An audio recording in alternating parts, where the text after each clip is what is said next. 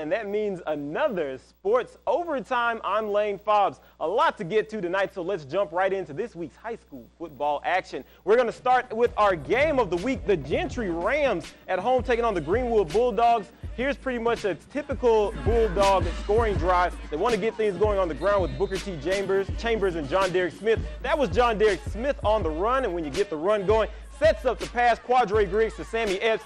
Sammy's going to use that big body of his to do his best Andre Johnson impersonation, catch and run, big yards after catch. I wonder how many he has this season. We got to check on that. Try one more time, lather, rinse, repeat. A little bit further, Epps just a bit outside the end zone. Oh, you can feel the frustration coming from him. There's my friend right there. Look at him. That's dedication. He's been in the rain. He's been in the heat. It was finally some good football weather for him to cheer. Here's John Derek Smith with the touchdown run as the drizzle begins to fall a little bit in Indianola. Greenwood all over the Rams in this one, 41-16. Let's get out to West Bolivar now. It is the Rosedale Eagles, really flying high under first-year coach Jock Williams. They're at home taking on the Leland Cubs. Third quarter, here is David Luke with what he thinks is a touchdown run, getting past all the Eagle defenders into the end zone. But wait a minute, hold everything. That is every ball carrier's worst nightmare. A flag brings it back. So the Cubs have to punt, and you know, if we show you a punt, my rule of sportscasting, something big happens. The Guaderick Rice, he lives by that rule. He dies by that rule. He gets big yardage by that rule, and he dives into the end zone on that rule. Top 10 play nominee for later on in the show. Rosedale all over Leland in this one, 28-0. JFK Hornets now. They're at home taking on St. Joe, taking on the Fighting Irish. The Irish need a win. Struggled a little bit last week against the Jaguars of Shelby. Here's Carnez Gant for JFK with a big-time run, skirting every defender. Got the highlight stick and the truck stick working overtime. Gets down to about the 2-yard line, and he's rewarded for his hard running on the very next play with a touchdown run to make the score 8-0 in favor of the Hornets. Here come the Fighting Irish, though. Devontae McPherson, he's not going to be denied when he's going through the air. That's a Gabe Bernardi catch and run into the end zone. But JFK survives this one. They win a shootout, 60-31 over St. Joe. Let's go out to Greenwood. Amanda Elsie, the Panthers, taking on the Cleveland Wildcats. I don't know where they got some fireworks from there, but it's not a 4th of July anything yet. But, hey, why not? That is a sack by the Wildcats of Vicarious Prayer. Prayer redeems himself, though, with a quarterback run. Oh, he's so shifty, channeling Michael Vick circa 2004, and that's going to set up Air Elsie. Is that a thing or a saying yet? I'm going to try to make Air Elsie happen at some point. That pass goes to Terrence Kynes. It looked like he didn't have much work in there, but he gets great scoring position for the Panthers, and they give it to their big horse on the next play. It's going to be the pass to Denarius Howard, and he's going to get in for the touchdown run. Cleveland wins this game, though, 34-30.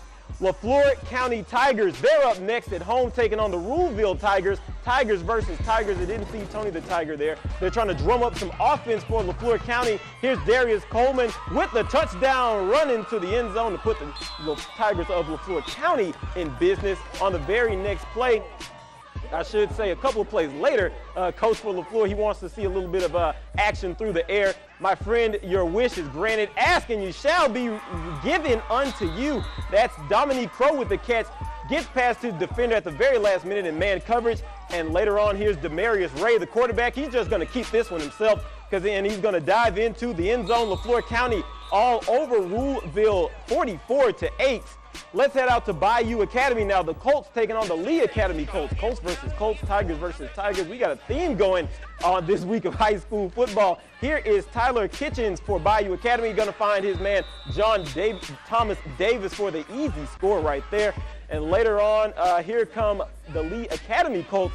Caldwell Clegg, get to know him. I like that name. That's kind of a fun name to say. And Lee Academy wins this game 49-22. South Delta, you're up next. South Delta Bulldogs taking on the Riverside Bulldogs. Bulldogs versus Bulldogs, Tigers versus Tigers, Colts versus Colts. What's going on? Riverside is setting up for a punt after a 3-and-out, but the punt is shanked. You know what? That's a live ball. Great heads-up play by Jonathan Knight to pick it up, and with a great football sense to run in for the score, 20-0 in favor of South Delta. And South Delta later on in the game, they are going to be looking for more. They try an onside kick, and the onside kick works. That is exactly how you do it, a textbook onsider that sets up this number 3 Hakeem Johnson touchdown run.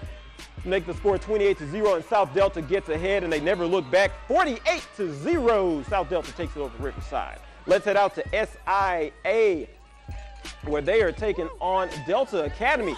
Everybody was excited to see our cameras out there. Delta Academy with the ball down 12-0. Here's number 1, Tucker Shook with the pitch. He gets dragged down for a loss. The Raiders, I should say, would later punt. And the coach is trying to get a little offense going. And here's number 7, Kenneth McCurdy for SIA, taking the handoff for a very nice gain in there for the first down. But later on, third down, here is the quarterback for SIA. He gets met in the backfield by a Raider defender, but hey, SIA goes on to win the game 20-14. Let's head out to Washington. Let's head right here in Greenville. The Generals taking on the Hillcrest Christian Cougars. We're going to pick this one up in the fourth quarter. Generals are in complete control, but you wouldn't know it by this play. Check it out, number 4, Bailey Black. He gets stuffed for no gain on the play. And you know what? Why not try to feed him one more time? They tried again, but no, he stopped behind the line. But you know what? If you tease the monkey in the cage enough, he's going to get angry. He's going to want out. So here we go. Black would get his revenge on the front line for the Cougars. Goes up the middle and into the end zone as time expired. Washington all over the Cougars, 48-6. And finally, let's go to Thursday night. A pretty unique game. Mississippi School for the Deaf was at North Sunflower. This was Thursday night 8-man football action. Here is Terry Fleming. You're going to see him right here for a touchdown run for Mississippi School for the Deaf. It's a misdirection, and he gets in there into the end zone. It was 14-6 at this point. North Sunflower was in a little bit of trouble, kind of a little bit in the game. But you know what? They have a guy named Ronnie Lindley, and I would never want to see him if I was a defender. He's big. He can truck people. He reminds me of Mike Allstott from the Buccaneers back in the day when they were fairly decent. Sunflower goes on to win the game 32-26. It was the first loss of the season for Mississippi School for the Deaf. We're going to be right back, but first, here are some final scores for you. This is overtime.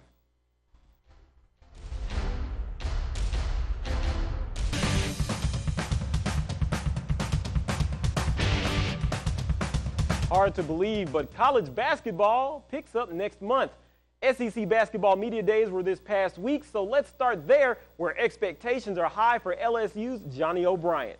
The big man out of Eastside High School up there in Cleveland, who got first-team All-SEC honors last year, was named to the preseason first-team All-Conference this week. O'Brien had 15 double-doubles last season, and he was third in the SEC in rebounds.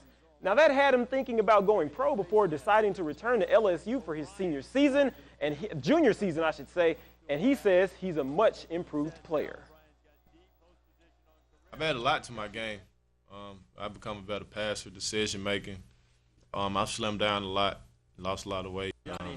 Been able to play harder and longer. The NCAA tournament has been my goal, and kind of fell short of that, my first 2 years. And I definitely think this year, with me coming back, that was one of the things that I wanted, had on my goals. So.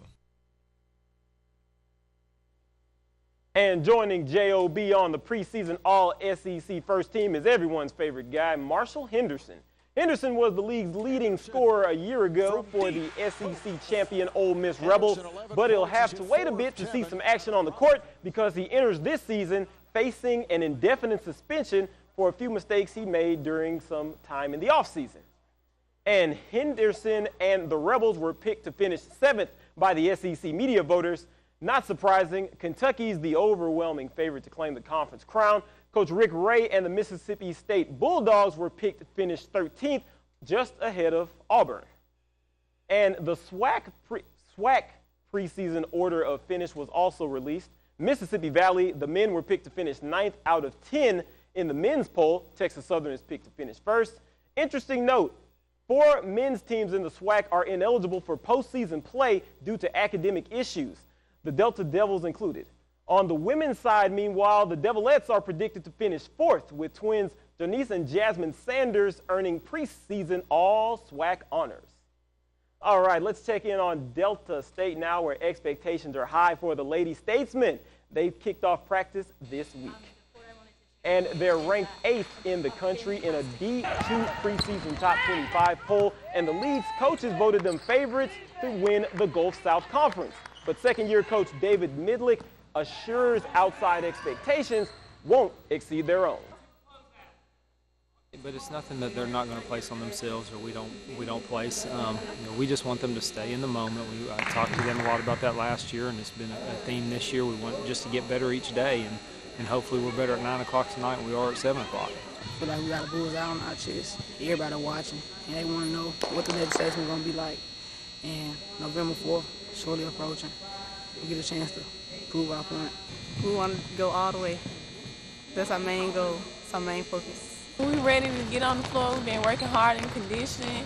So being on the floor as a team as a whole is really exciting. We're ready to get the season started.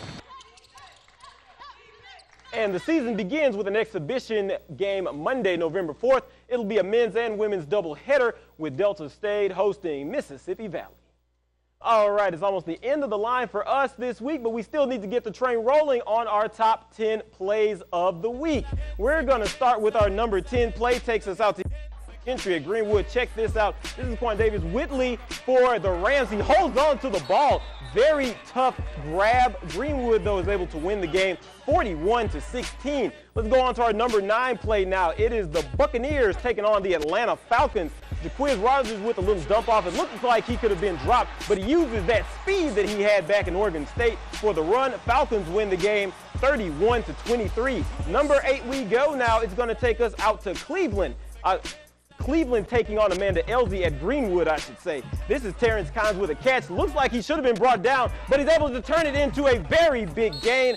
Elzy would later score on that drive, but Cleveland would win the game 34-30. Number 7 now. Let's head out to LaFleur County. They were at home taking on Ruleville, Tigers versus Tigers. Here's Demarius Ray with a pass to Dominique Crow, who gets past his man, gets past his defender at the very last second. LaFleur County goes on to win big 44-8. Number 6 now, Ole Miss at LSU.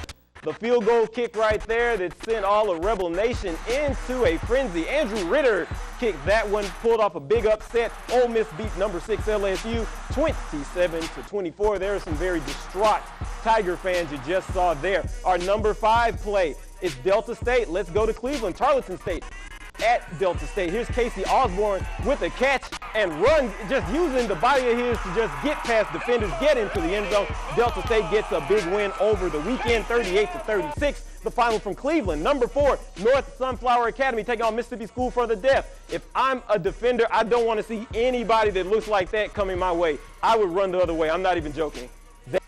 Ronnie Lindley with a touchdown run. Kind of reminds me of Blake Bell at Oklahoma, the Belldozer. And North Sunflower, NSA takes the win 32-26. Number 3, JFK at home taking on St. Joe. Here's Carnez Gant with a not touchdown run, almost one, but he gets down to the 2-yard line. But it's a great run. That's why it's right there, ranked number 3. JFK does go on to win the game 60-31. Number 2, South Delta. Riverside traveling to South Delta. This looks like the ball is dead, but it is actually not. Here's Jonathan Knight with a great football sense for South Delta to pick it up and get into the end zone. South Delta all over Riverside, 48-0. And our number 1 play is going to come from West Bolivar. It is Rosedale taking on Leland. What do I always say? If we show you a punt or a kickoff, something big happens. Take a look. Here's the Guaderick Rice wearing number 5, kind of like another guy that came out there at Rosedale, is kind of doing his thing at that little school up in Oxford. This is a Madden highlight stick. This is a Madden truck stick. This is just using everything. He deserves to dive into the end zone and have a good. Takes the game 28-0. All right, that's going to do it for overtime. But before we go, remember, it's not the load that breaks you down, but the way you carry it. We'll see you next week.